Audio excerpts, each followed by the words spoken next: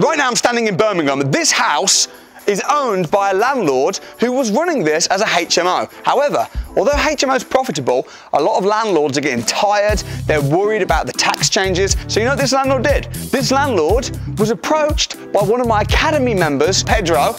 So you pay the landlord $3,300 for this entire house. How much do you make profit from renting this out on Airbnb as a serviced accommodation? It would be like 3 to 4K. £3,000 to £4,000 a month? Yeah. And not only that, but the landlord is so happy with your job. He built these specifically for Pedro and my guy Danny, which are 2 new apartments, which now they're also controlling. This is absolutely insane. Let's go have a look round.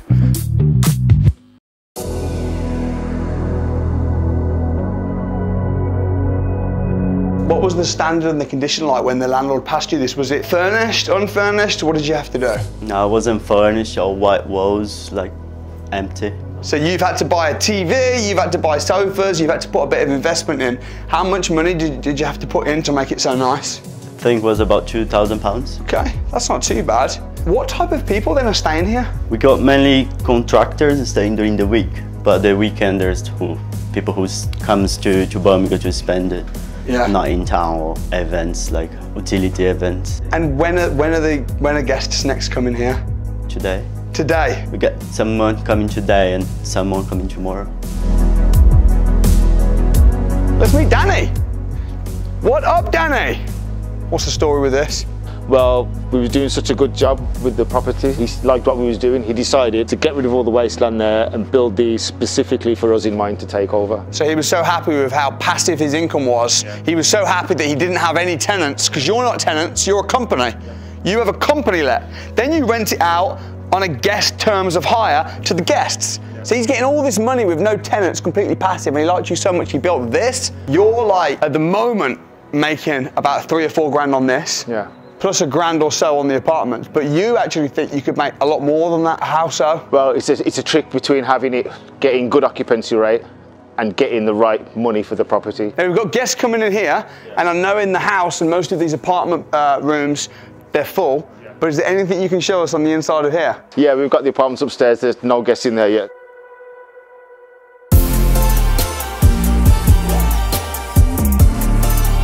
One of the things you said to me is when you're doing serviced accommodation and when you're trying to get maximum rent, you want to make the rooms Instagrammable. Yeah, that's right. What does that mean? That means that, you know, when you see it's got to stand out from a crowd, right? So when you're looking through all the properties, they all look the same. Yeah. So being creative and just making sure they have colour and making sure that they stand out, getting in somebody's head that that's where they want to stay. Probably heard me say this all the time, Danny, but I'm shocked at how poor the competition is. Most people doing HMOs, even doing serviced accommodation, Airbnb, the competition are poor. And when people say, oh, Birmingham's oversaturated, I think, well, it might be saturated, but there's also a huge demand. And it's saturated with a load of dross. So as long as you're in the top 10%, you're going to be occupied. The landlord previously was just renting out like as a HMO. So his first idea was just to rent it room by room. If you're renting this out room by room, you've got to manage Jimmy, you've got to manage Bobby, you've got Stacey, you've got all these different tenants. Yes, and Bobby don't like Jimmy and Stacey don't like Jimmy. How much is the landlord going to get for a room in Birmingham? You might get, what, £600–700 for a room in Birmingham? But then you've got maintenance, problems with tenants, whereas your service to the landlord is 5-year period, fixed rent. You're paying everything. You're paying the maintenance, you're paying the bills, and you're making sure that it's kept like this all the time.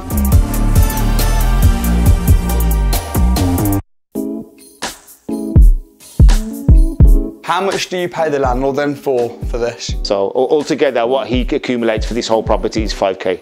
So you were paying him $3,300 for the house? Yeah. How many beds? 6 beds altogether, yeah. How many hours a week do you spend managing this particular property? Less than 3 hours a week now. That's right, yeah. That's good. How much did you have to put in? For the first property, we did have to pay a deposit, but after that, and he's seen how much money we spend on the property and how we furnish it, he didn't take a deposit off us after that. So we got away with having investors' properties, the downstairs duplex, without having to pay a deposit. But we did pay a deposit for this one and the 2-bed. And you've got a bit of money on the furniture. Yeah. How much are you spending on the furniture? 2.5K. So make it Instagrammable. Make it Instagrammable. But as economically as possible. Of course. Yeah. Have you ever thought about becoming a property developer and making millions of pounds from building houses and title splitting properties? If so, I wrote a book called The Secrets of Property Development. Link in bio. I'm happy to give you a copy completely for free. Why do you think that this is so profitable? Because there's other people in the business trying to do Airbnb, trying to do rent to rent, aren't making anywhere near the numbers that you're making. Having people on the academy, seeing the difference between different Airbnbs, what works, what doesn't work. It's taking a lot of hints and tips from other members on the academy. Yeah. Chasing those reviews, you know, not letting anything slip through the net. It's not as simple as just sticking it on Airbnb and hoping for the best. You've got to find good cleaners, you've got to build your power team, you've got to make it just right, you've got to make the rooms pop, you've got to make them Instagrammable. Short stay _SA, follow us, you're connecting with your guests. Are you getting direct bookings much? Yeah, we get direct bookings. I know a lot of people that kind of send them emails. I get on the phone and speak to them direct. Right. I make it easy for them. Hey Danny, have you got any availability next week? And I book it for them direct. I don't even send them to a website. What would you say to people that are saying, I haven't got time to get into property, I haven't got time? I mean, what would your advice be? Most people are saying they don't have time. You'll have time somewhere. You're either watching TV or you're scrolling, or we've all got the same 24 hours in a day. It just depends what you do with those 24 hours. And also as well, it's not just about putting a lot of hours in, it's about doing the right thing in those hours. Yeah. It's about working smart and thinking, actually, how can I be, like, you've automated this. You've got key safes, you've got the automated emails, you've worked smart as well as just working hard. And most people will spend 40 hours a week working for a paycheck where they're going to get £2,000 to £3,000. You're making that, more than that, double that from this one property.